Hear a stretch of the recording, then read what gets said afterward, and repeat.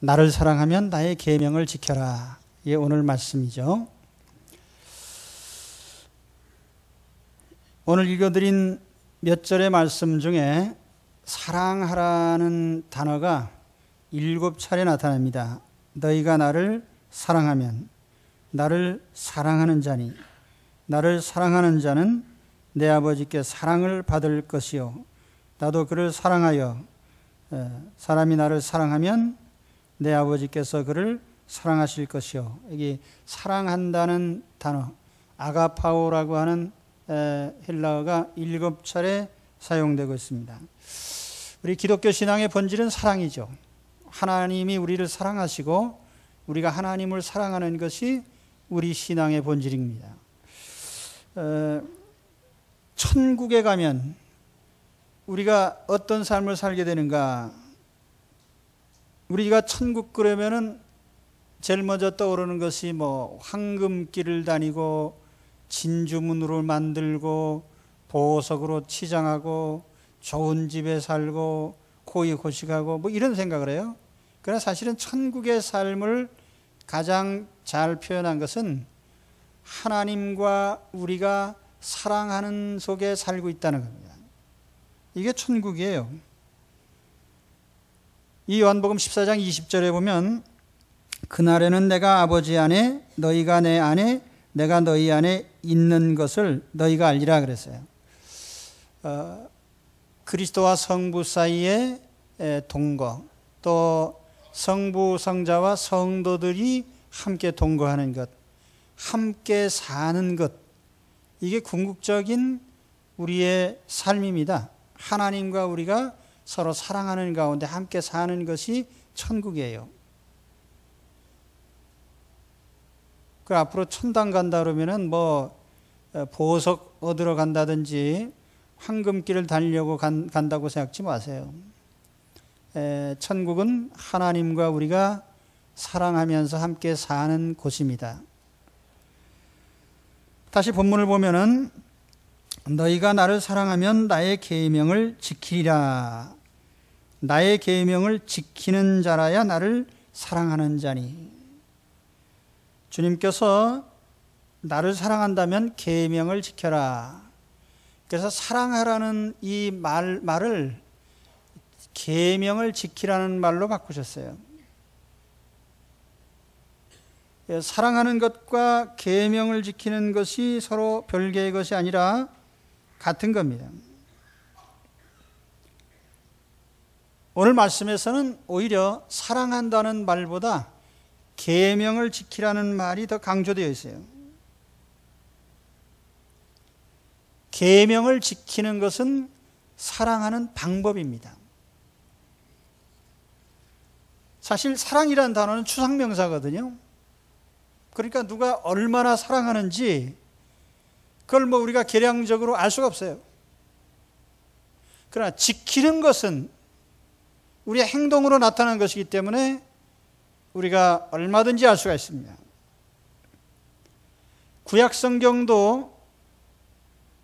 구약성경의 중요한 단어 중에 하나가 지켜라 행하라는 것입니다. 지켜 행하라. 오늘 여러분 신명기 8장 말씀 묵상하시면서 아마 제일 첫 귀절에 보셨을 겁니다. 지켜 행하라. 이 지키라고 하는 말 히브리말로 샤마르라고 하는 단어인데 유대인들은 아주 중요하게 여기는 단어입니다. 지키라. 우리가 잘 아는 신명기 6장 4절에 이스라엘아 들으라 우리 하나님 여호와는 오직 하나인 유일하신 여호와시니 너는 마음을 다하고 뜻을 다하고 성품을 다해 네 하나님 여호와를 사랑하라. 근데 그 다음 기절에 가서 보면은 이 사랑하라는 것을 이런 말로 바꿨어요.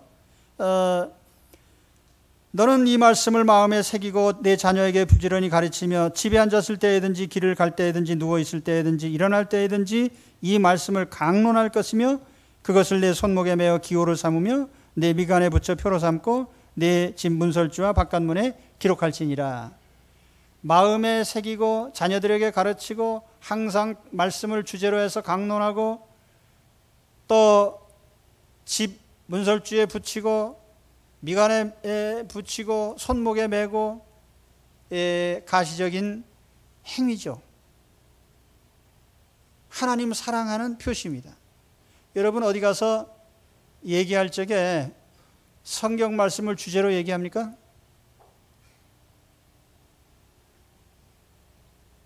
우리가 오래간만에 성도들끼리 만나서 하는 얘기가 뭡니까? 요즘 집값이 얼마나 올랐냐, 떨어졌냐, 뭐 옷이 뭐가 좋으냐, 나쁘냐, 뭐 요즘에 물가가 왜 비싸냐, 뭐 누가 뭐 이런 얘기 하다가 그냥 헤어지는 거예요. 근데 사실은 오늘 하나님을 진짜 사랑하는 사람이라면 성경의 주제를 서로 얘기를 해야 돼요. 강론하고 자녀에게 가르치고 집 보이는 게다 다 붙이고 뭐 하면 된다 뭐 이런 말 붙이지 말고요. 하나님 말씀 갖다 딱 붙여놓고 그렇죠? 11월의 성구 딱 붙이고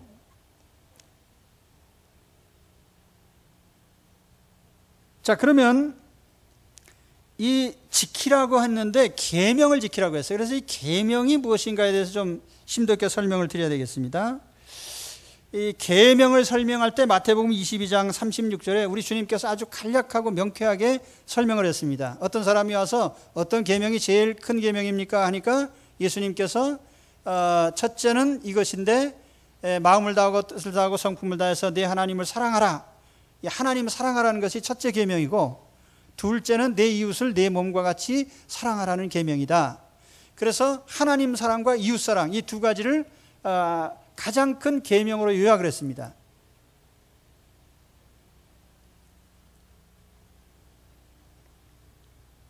근데 이것을 조금 더 다른 각도에서 설명을 하면은요, 우리가 그 소요리 문답이라는 게 있어요. 소요리 문답 그 방송실에 이거 좀 영문으로 보여줄 수 있나요?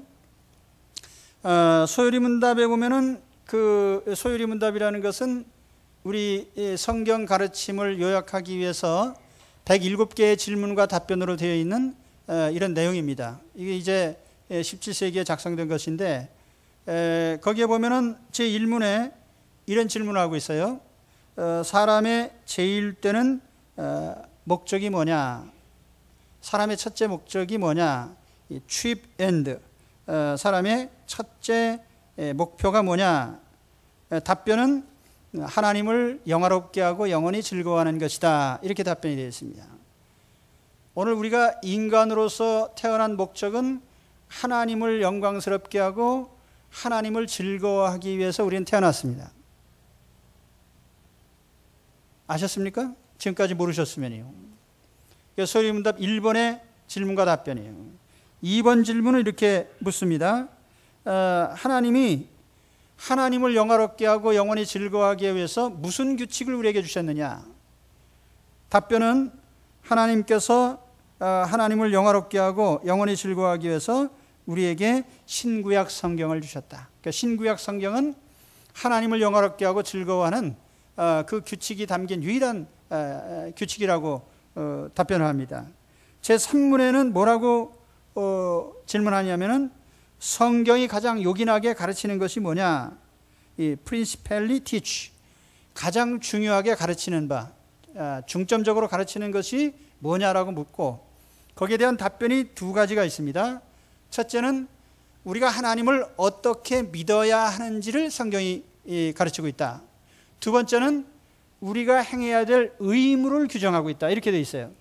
그래서 소요리 문답의 전반부는 우리가 하나님을 어떻게 믿어야 되느냐, 무엇을 믿느냐에 대한 것을 가르치고 있습니다. 예를 들면 삼위일체 하나님, 또 하나님의 창조, 하나님의 섭리, 하나님의 구원사역 이런 것들을 소개하면서 얘기를 하는데 이거는 우리가 믿어야 될 겁니다. 믿어야 될 것.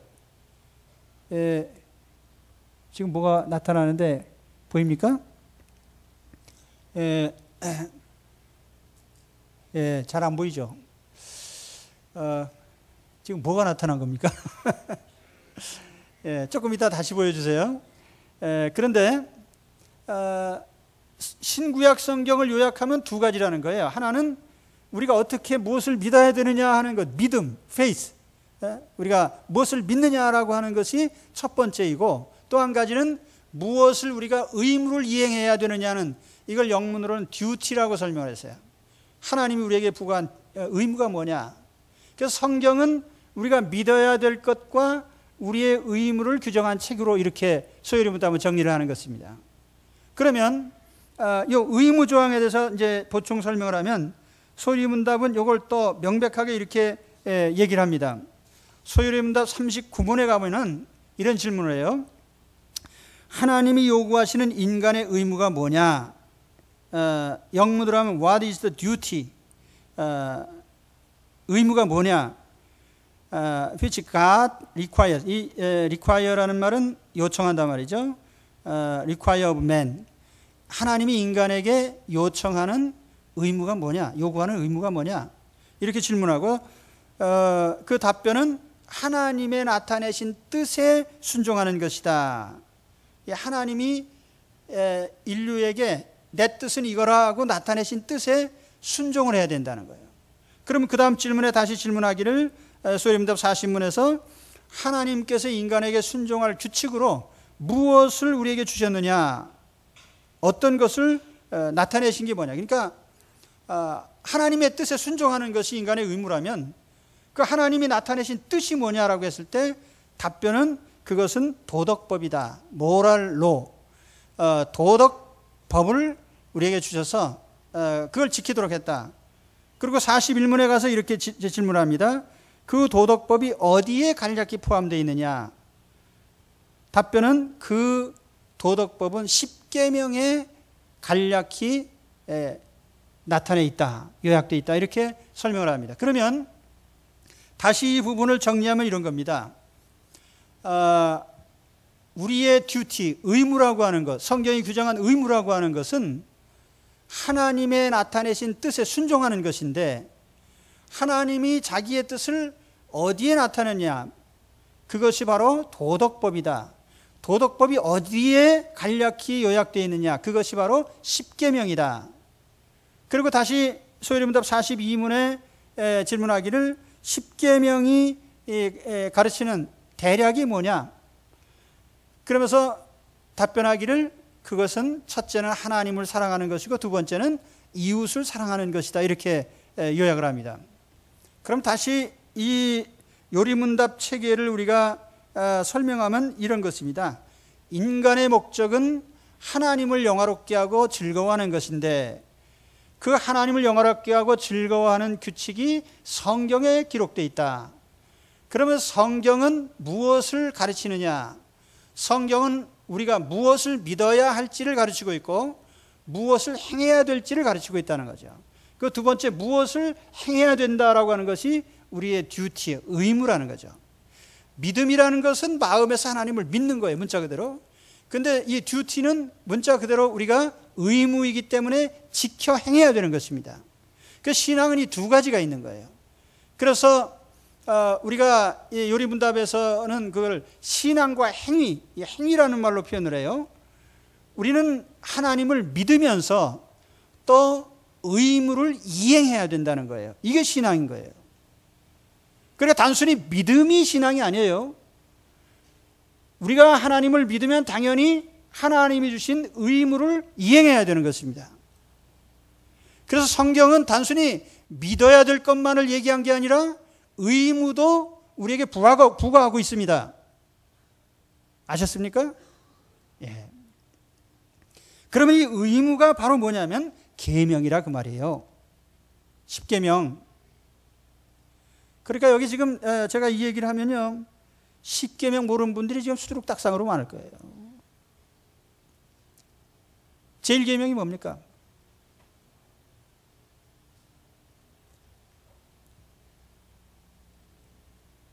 이거 자다가 잠꼬대 할 때에도 알고 있어야 돼요. 왜냐하면 이것이 우리의 삶에 영원히 지킬 규칙이고 삶의 지침이기 때문에, 이 의무조항이기 때문에 이걸 모르면 안 돼요. 왜냐하면 여러분, 우리가 하나님을 사랑하는 것이 신앙이라고 그러는데 하나님 사랑하는 방법 알고 있어요? 하나님, 나는 하나님을 죽도록 사랑합니다라고 입을 열어 고백하는 것이 하나님 사랑하는 거예요? 하나님 사랑하는 것은 단순히 감성적인 고백이 아니란 말입니다. 하나님 사랑하는 방법이 있어요. 하나님 우리에게 그걸 알려주셨다니까요. 하나님 사랑하는 듀티가 있다고, 의무가 있다고요. 그러니까 십계명 모르면 하나님 사랑하는 방법을 모르게 돼 있어요. 하나님 사랑하는 방법에 십계명에 보면 십계명이 10가지로 되어 있는데 제1, 2, 3, 4계명은 하나님 사랑하는 방법이고 제5, 6, 7, 8, 9, 10계명은 이웃을 사랑하는 방법이란 말이에요. 그러니까 십계명대로 안 하는 사람은 하나님을 사랑하지도 않는 사람이고 이웃을 사랑하지도 않는 사람이에요. 신앙은 믿음과 행위의 두 부분으로 되어 있다니까요. 그런데 우리는 항상 믿어라 믿어라 믿어라 하는 이 앞부분만 했고요. 하나님 우리에게 부과하신 의무, 듀티에 대해서는 일체 우리가 모르고 있단 말이에요. 신자들이. 그러니까 실제로 하나님을 사랑하느냐면 사랑하는 게 아니에요. 제1계명에서 제4계명이 뭡니까? 내 앞에 다른 신을 두지 말아라. 하나님 외에는 다른 신이 없어요. 혹시 우리가 무신론적 사고방식을 가졌다면, 혹은 다신론, 다원주의, 무슨 자연신론, 정령숭배, 다 이것은 하나님 앞에 하나님 모독하는 것입니다. 우리가 그런 생각을 가지고 접근하면서 하나님 이름을 부르는 것은 하나님 모독하는 거예요. 그러니까 제1계명이 뭐예요? 신은 한 분밖에 없다는 거예요. 우주 가운데 우주 만물을 지으신. 제2계명이 무엇입니까? 내 앞에 우상을 만들지도 말고 섬기지도 말고 우상 숭배하지 말라는 거예요. 그러니까 권사님들이 점쟁이 집에 다니면 돼요, 안 돼요? 정체 보는 거 뭐예요, 그게? 예? 투정 비결, 그리고 오늘의 운세.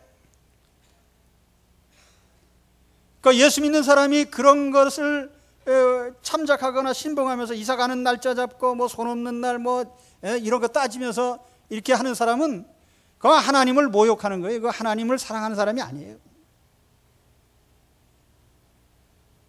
또 제3계명이 뭡니까? 하나님의 이름, 여호와 이름을 망령되이 일컫지 말라고 그랬어요.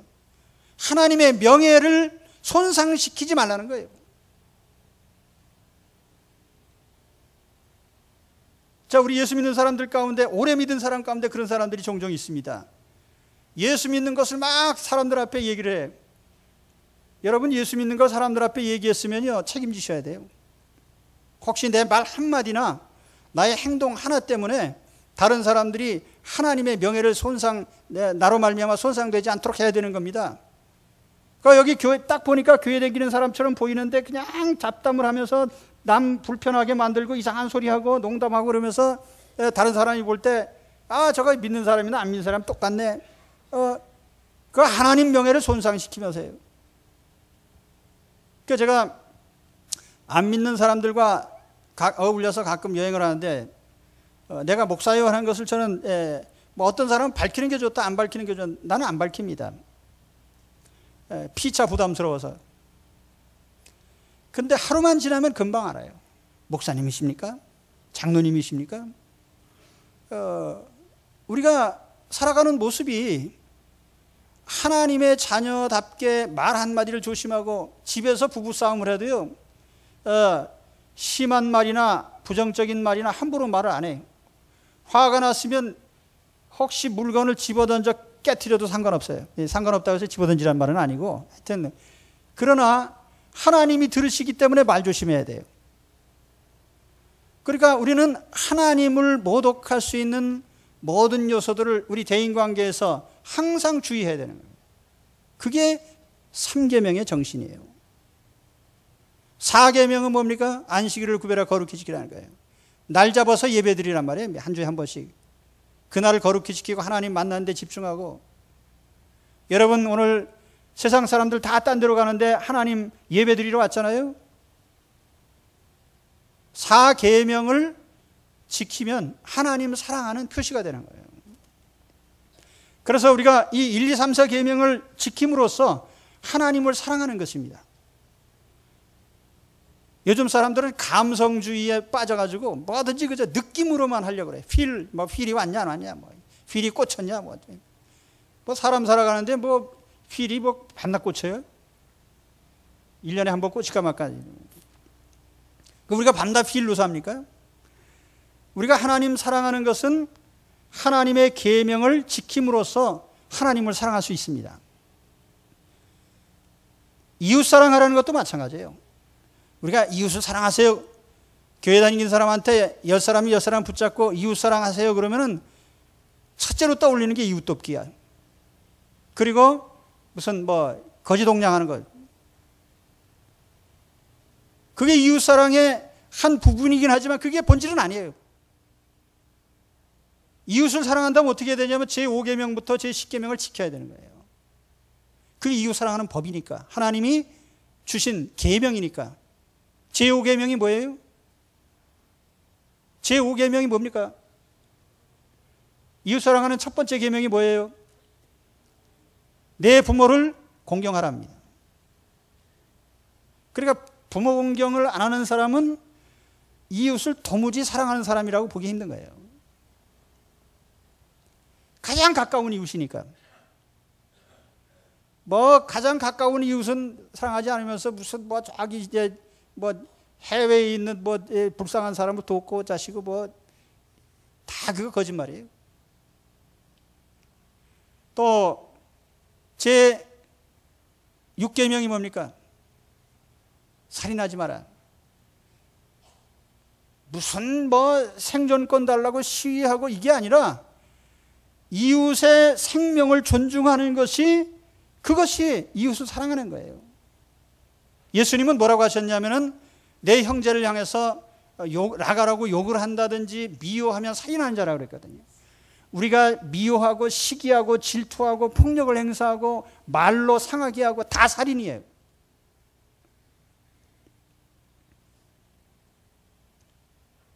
칠계명이 뭡니까? 간음하지 말아요. 요즘은 모든 사람이 다 간음하고 있어요. 간음 안 하려고 해도 항상 눈만 뜨면 보여요. 뭐 벌거벗고 춤을 추고 그냥 난 요즘 사람들이 아주 그냥 보여주지 못해서 그냥 안달이에요. 이 성적인 자극, 아주 이 강도의 원리라는 게 있거든요. 자극이 점점 심해져야 돼. 그래야 사람들이 좀 느껴요. 그러니까 점점 자극적이 되는 겁니다. 성에 대해서 하나님이 계명을 바꾸신 적이 없어요. 그렇기 때문에 간음하지 말라고 하는 것은 노아 시대 그것 때문에 망했고 소돔과 고모라도 이게 간음죄 때문에 망했고 현대 사회도 간음죄 때문에 점점 망해가고 있어요. 제가 볼 때 공산주의보다 훨씬 더 이념적으로 타락한 게 자본주의예요. 왜냐하면 자본주의는 상업주의하고 결탁되어 있거든요. 이 상업주의라고 하는 것은 인간을 가장 부패하게 만드는 거예요.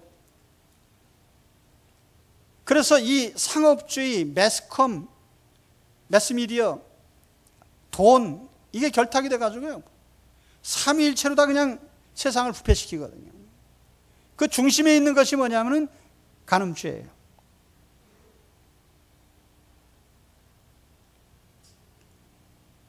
그래서 저도 이제 될 수 있으면 뉴스는 페이퍼, 신문, 종이 신문을 보고 인터넷 뉴스라고 하는 거 보면 뭐든지 아주 보다 보면 항상 낚시에다 낚입니다. 제목을 거창하게 우리나라 뭐 엄청난 일이 벌어질 것 같아서 딱 들춰보면 아무것도 아니에요. 그래서 이제 하여튼 될 수 있는 대로 우리가 이 간음죄를 짓지 않기 위해서 사람들 보는 것도 될 수 있는 대로 눈을 아래로 뜨고 다녀야 돼요. 구약시대의 랍비들은 아래만 쳐다보고 다니다가 우물에 빠졌는데 저 하늘만 쳐다보고 다니다. 저기 앞에서 여자가 오면은 눈을 감고 가다가 우물에 빠지는 거예요. 그건 너무 심한 거지만은 요즘 사실 그래요. 살인하지 말라, 간음하지 말라, 그다음 뭐예요? 도둑질하지 말라요. 도둑질이라는 게 뭡니까? 마트에 가서 남의 거 훔치는 것만 도둑질이 아니에요. 필요 이상으로 재물을 추구하거나 재물을 쌓아두려고 하거나 재물을 취득하고 옆에서 굶주리고 있는데 혼자 배 터지게 먹고, 하여튼 우리가 가지고 있는 이 모든 재물에 대한 그 바르지 못한 것들이 다 도둑질에 속하는 거예요. 이웃의 소유를 존중해 주란 말이에요. 지켜주고. 살인하지 마라, 간음하지 마라, 도둑질하지 마라, 거짓 증거하지 마라, 거짓말, 생략. 그 다음에 마지막이 뭐냐면 이웃의 것을 탐내지 말라는 거예요. 이웃의 것은 사람이든 짐승이든 재산이든 이웃의 것은 절대로 탐내지 말라는 겁니다. 그런데 자, 여러분, 제가 지금 10계명을 설명드렸어요. 하나님이 자기의 뜻을, 우리가 행할 의무를 하나님의 뜻을 담아서 우리에게 주신 그 모랄로, 도덕법의 핵심적인 것이 10계명이다. 그럼 우리는 이 10계명을 통해서 하나님 사랑하는 방법을 하나님께 받았고 이웃을 사랑하는 방법을 받았단 말이에요. 이 계명을 지키는 것이 하나님을 사랑하고 이웃을 사랑하는 것입니다. 우린 구원받으려고 계명 지키는 게 아니에요. 하나님 자녀이기 때문에 이 하나님 법으로 살아야 되는 거예요.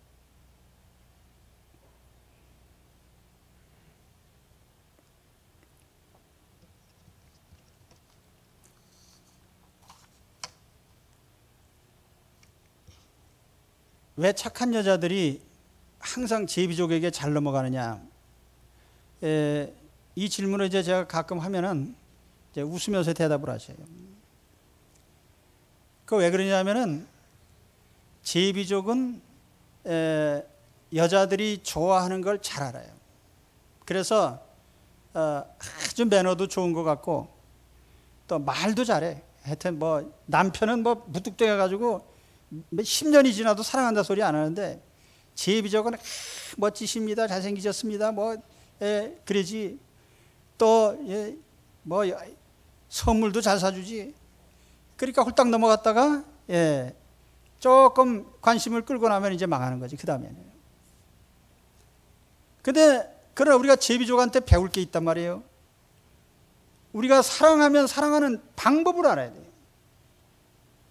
말로만 사랑하는 게 아니고 마음으로만 사랑하는 게 아니에요. 그래서 성경도 하나님을 믿어야 되지만 우리가 하나님을 믿을 때에 우리에게 의무가 부과되는 거예요. 이 의무를 행해야 되는 거예요.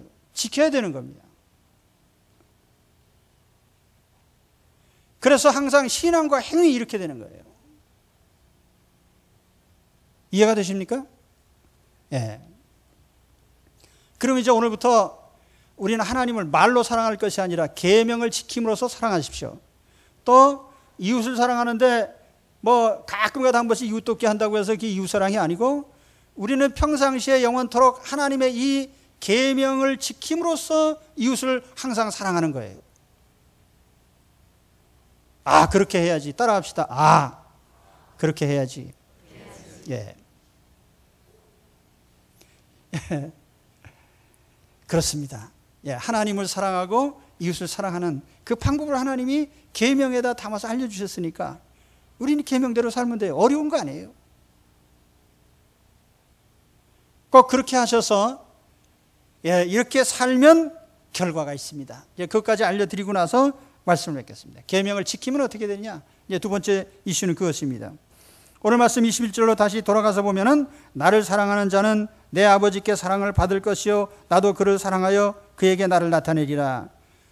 여기 보면은 이렇게 계명을 지켜서 사랑하는 것을 보여주면 하나님 아버지가 사랑하시고 예수님도 사랑하시겠다. 그러면 하나님 아버지의 사랑을 받고 싶고 우리 예수 그리스도의 사랑을 받고 싶으면 어떻게 해야 돼요? 계명을 지켜 사랑을 표시하십시오. 그러면 하나님 아버지가 사랑, 여러분 하나님 사랑 받고 싶죠? 하나님 사랑을 받고 싶으십니까? 그렇습니다. 그런데 하나님이 요구하시는 사랑의 방법대로 하나님을 사랑하면 하나님이 여러분을 사랑하시는데 얼만큼 사랑하셔요? 하나님 사랑 속에 풍덩 빠져 수영할 정도로 사랑을 많이 해주실 겁니다. 그 사랑을 받으시길 바랍니다. 그 다음에 보면은 주님께서 나를 너희에게 나타내겠다고 말씀하셨어요. 21절 말씀에 보면은 그렇죠? 나도 그를 사랑하여 그에게 나를 나타내리라. 이 나타내리라. 여기 나타내리라는 말은 엠판이죠. 눈에 보이도록 뭔가 보여지게 하겠단 말이에요. 그런데 이 말을 하니까 유다라는 제자가 질문했어요. 여기 가룟 유다 말고 야고보의 아들 유다인데, 이 유다가 대뜸 질문한 게 뭐냐면, 예수님께서 야 너희가 나를 사랑하면 내가 너희를 사랑하고 너희에게 나를 나타낼 거야. 그랬더니 유다가 생각하기를 주님이 육체적으로 우리 눈에 보이도록 이렇게 하시는 건가 보다, 이렇게 생각을 했어요. 그래서 이 유다가 질문하기를 주여, 그러면 우리에게만 보이지 말고 저 안 믿는 사람들한테도 좀 나타내십시오. 그러면 그들이 믿을 거 아닙니까? 이 유다가 생각한 뭐냐면은, 예수님이 정말 메시아라면은 그런 기적을 행하고 능력을 행하고 이런 것을 사람들 앞에서 눈에 보이도록 딱 나타내 가지고 하면은 사람들이 다 믿을 거고, 그러면 예루살렘에 다윗 왕국이 세워질 거 아닙니까? 이런 생각을 한 거예요, 유다가. 그런데 예수님께서 나를 나타내리라고 한 것은 그런 식으로 지상의 왕으로 군림하고 자기 자신을 육체적으로 보여주고 이걸 말한 게 아니에요. 비록 주님이 육체적으로는 떠나 계실지라도 영적으로 우리와 함께 하시는 것을 다른 사람들이 볼 수 있게 된단 말이에요. 나를 통해서 하나님이 함께 하시는 그것이 드러나게 된다, 그 말이에요. 여기서 이제 예를 들어 드리면 이런 겁니다.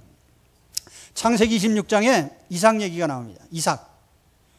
이삭이 가나안 땅에 들어가 사는데 이방인이 와서 잘 사니까 원주민들이 싫어하는 거예요. 그런데 이삭이 그랄이라고 하는 곳에 가서 정착을 하고 이제 살려고 하면서 우물을 팠어요. 우물. 그랬더니 물이 잘 나옵니다. 그랬더니 동네 사람이 나타나가지고 우리 땅인데 우리 물이다. 그리고 달라고 그래서 이삭이 또 아무 소리 안 하고 줬습니다. 그래서 또 옆에 가서 다른 데 우물을 팠어요. 그랬더니 또 물이 나와요. 그랬더니 또 동네 사람이 나타나가지고 그것도 우리 거다, 내놔라. 그래가지고 이삭이 또 순순히 내줬어요. 그 세 번째 가서 또 우물을 팠습니다. 물이 또 펑펑 나와요. 그러니까 그때 가서는 이 이웃 사람들이 상당히 겁을 먹었어요. 이 우물 스토리를 얘기하면은 이게 뭐 대단한 얘기라고 우물 판 게 그렇게 생각할지 모르지만은, 우리나라는 몇 미터만 파면 다 물 나옵니다. 그런데 이 팔레스틴 지역에는요 전부 바위, 모래 뭐 이런데, 그러니까 우물을 판다는 것은 1, 2미터를 판다는 뜻이 아니에요. 몇십 미터를 파야 돼요. 바위를 뚫고 들어가야 돼요. 그것도요 아무데나 물이 나오는 게 아니라 수맥을 찾아야 돼요. 그러니까 이게 뭐 태평양 바다의 바늘찾기죠. 이게 상당히 힘든 일인데, 이삭은 사람이 뭐 어리숙하고 온순하게 생겨서 달라고 그러면 다 내놓고 약간 바보스럽고 그렇긴 한데, 가만히 보니까 이 우물을 파기만 하면 물이 나온단 말이에요. 이거는 저건 이삭의 실력이 아니라 이삭의 배후에 누군가 이삭을 도와주고 있구나. 그게 누구냐? 알아보니까 이삭이 하나님을 섬기고 있더라. 그래서 그 원주민들이 이삭은 별로 무서워하지 않았는데 이삭 배후에 있는 하나님이 무서웠던 거예요. 그래서 동네 추장쯤 되는 사람이 짐승을 잡아갖고 와가지고 우리 화해합시다. 우리 사이좋게 지냅시다. 이 스토리를 요즘 버전으로 엮으면 이런 거예요.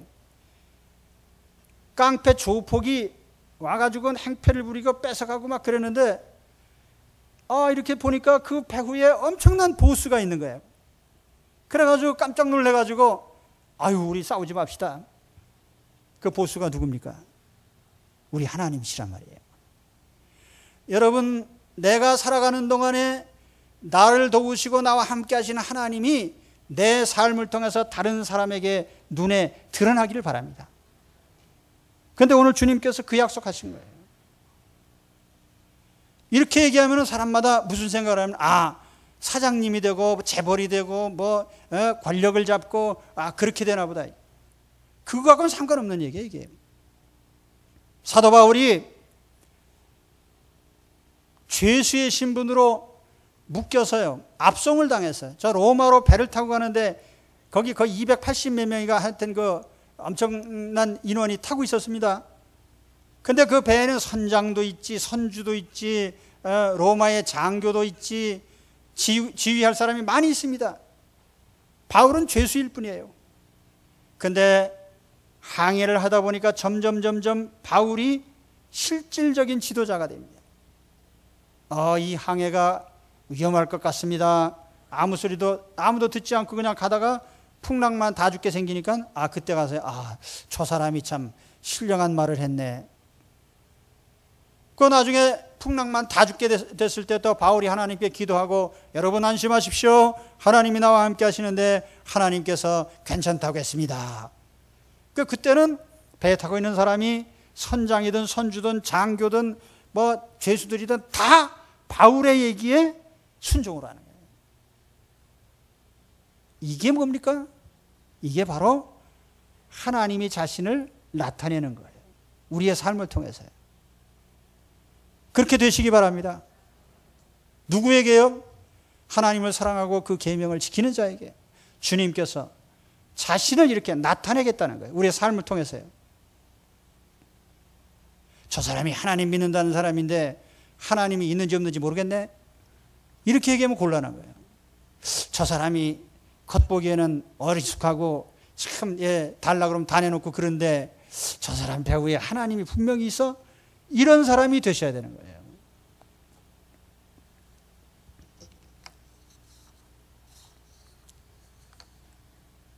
자, 우리가 하나님의 계명을 지켜 행할 때에 첫째로는 주님이 우리를 사랑하시고 하나님이 사랑하신다고 그랬어요. 둘째로는 주님이 자신을 나타내겠다고 그랬어요.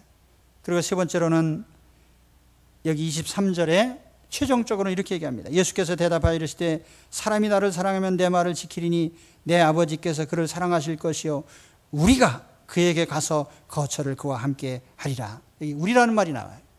여기 우리라는 말은 창세기 1장에 나오는 우리라는 말과 함께 아주 중요한 의미를 가진 말입니다. 창세기 1장에 보면 하나님이 천지만물을 창조하시고 인간을 창조하실 때 우리의 형상을 따라 우리의 모양대로 인간을 만들자 그랬거든요. 여기 우리라는 말이 삼위일체 하나님의 표시입니다. 오늘 여기에 다시 최종적으로 주님이 우리와 함께 살게 되는데, 거처를 함께 하게 되는데, 영원히 같이 살게 되는데 성부, 성자, 성령님이 우리와 함께 하시는 이런 삶이 이루어진다는 거죠. 물론 예수님이 지금 육신적으로는 종말에 오실 것이지만 영적으로는 삼위 하나님 우리와 함께 하시는 거예요. 여러분 이 말씀 마음에 새겨두십시오. 우리가 주님을 사랑하고 주님의 계명을 지켜 행할 때에 최종적으로 우리에게 주시는 선물은 하나님께서 우리와 거처를 같이 하시는 겁니다. 내가 사는 집에, 내가 사는 상일동 집에, 그러나 여러분 마음속에 주님이 임재하여 계십니다. 그리고 거처를 같이 하시기 때문에 떠나지 않으십니다. 임마누엘의 하나님. 이제 오늘 말씀을 정리하겠습니다. 여러분, 우리는 신앙은 믿음이라고 합니다. 그런데 하나님께서는 하나님과 우리 사이에 인격적인 사랑의 관계를 신앙이라고 그래요. 하나님 우리를 사랑하시듯이 우리도 하나님을 사랑합니다. 이 사랑이라는 것은 단순히 말로만 하는 것이거나 이것은 눈에 보이지 않는 감정을 말하는 게 아니에요. 사랑하기 때문에 하나님도 자기 아들을 십자가에 죽게 하시고 희생을 하시고 사랑을 표시하셨단 말이에요. 행동으로. 우리도 하나님을 사랑한다면 하나님의 계명을 지키는 것으로 사랑을 증명하셔야 돼요. 이것이 그리스도인의 삶입니다. 오늘 밑사원이만 하지 마시고요. 사랑의 계명을 지키시기 바랍니다. 그래서 밑사원이는 반쪽 신자지만이요. 여기에 계명을 지키는 단계로 나가면은 온전한 신자가 되는 거예요. 그것이 야고보 사도가 얘기했던 것입니다. 행함이 없는 신앙은 죽은 것이다. 오늘 주 안에서 이제 우리는 구원받기 위해서 지키는 게 아니라 하나님 자녀이기 때문에, 사랑하기 때문에 지키는 자들이 되시기를 축원합니다. 기도하겠습니다.